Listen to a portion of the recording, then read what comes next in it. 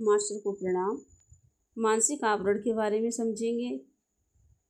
तो आवरण जो है वो सूक्ष्मतम मनोमय कोश है। मानसिक आवरण जो मन यानी मनस और 5 संज्ञानात्मक इंद्रियों, ज्ञानेंद्रियों, दृष्टि, श्रवण, स्पर्श, गंध और स्वाद का उपयोग करता है।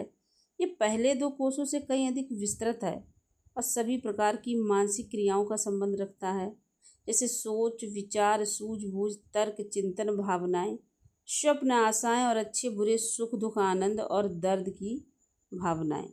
मनोमय कोष दूसरे जीवों में तो अधिकतर सुषुप्त होता है, लेकिन मनुष्यों में अधिक विकसित होता है। एक कोष हृदय के साथ मिलकर मानव जाति को परिभाषित करता है और मानव जीवन और दिव्य जीवन के बीच का सेतु है। इस कोष को विकसित करके हम अपने निष्कर्षों तक पहुंच सकते हैं। हम इसका प्रयोग पूछताछ करके, अनुभव करके, प्रेक्षण करके, विश्लेषण करके, खोज करके और निर्णय लेकर करते हैं। हमें हर चीज़ में जो भी हम करते हैं सीधा अनुभव करने की ज़रूरत होती है। आध्यात्मिकता में भी, जिसमें हमारा मनोमय कोष सक्रिय और स्वस्थ रहे। क्या किसी और के भोजन करने से हमारी भूख मिट सकती है? यदि हमारी जगह कोई और कॉलेज जाता रहे तो क्या हमारा मानसिक विकास संभव है? मनोमय कोष तब भी विकसित होता है जब हम गलतियां करते हैं, जब हम चीज़ों का विश्लेषण करने की कोशिश करते हैं तो कभी कभी हम गलत परिणामों पर आ जाते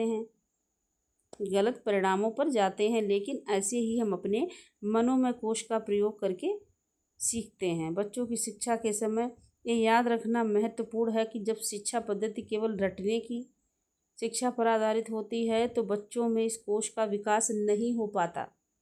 वयस्कों में भी यदि हम केवल पढ़ते हैं, वीडियो देखते हैं तो हमेशा दूसरों का ही उदाहरण देते रहते हैं तो हम भी एक स्थान पर अटके रहेंगे, चाहे हमारा ज्ञान कितना ही गहन क्यों ना हो, क्योंकि यह वह सब दूसरों से अर्जित किया गया ज्ञान है। इसे प्रायोगिक रूप में अनुभव किया जाना चाहिए ताकि इसका लाभ मिल सके।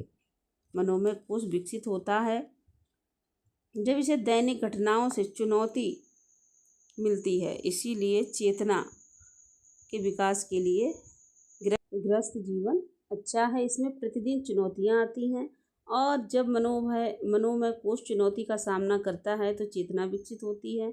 अतः समाज और परेशानियों से दूर भागना हमारे विकास में सहायक नहीं होता।